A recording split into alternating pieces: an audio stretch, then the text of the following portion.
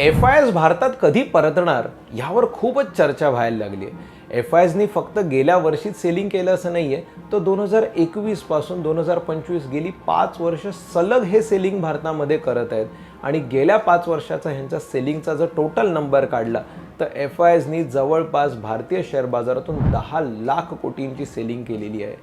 पण तरीसुद्धा गेल्या 5-6 वर्षांमध्ये भारतीय शेअर बाजारात जगातला बेस्ट परफॉर्मिंग स्टॉक मार्केट राहिलेलं आहे। सेन्सेक्स निफ्टीच्या बाबतीत बोलायचं झालं तर हे दोन आपले प्रमुख निर्देशांक हे जगातले सर्वाधिक परतावा देणारे निर्देशांक आहेत।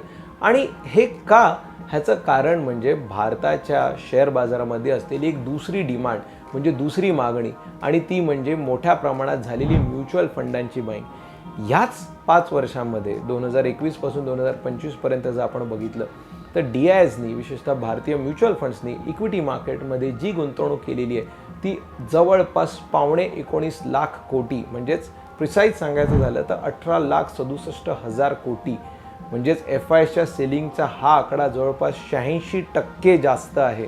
आणि हीच आहे भारतीय इक्विटी मार्केटची किंवा आपण म्हणूया भारतीय इन्व्हेस्टमेंट वर्ल्डची स्ट्रेंथ। जर अशा रीतीने भारतीयांकडे जर भारतीय शेअर बाजाराची मालकी जात असेल, मग भले ती म्युच्युअल फंडाच्या मार्फत असेल, तर ती नक्कीच भारतीयांची एक खूप जमेची बाजू म्हटली पाहिजे। कारण गेल्या अनेक वर्षांमध्ये भारतीय शेअर बाजार वाढत होता, पण यामुळे परकीय श्रीमंत होत होते।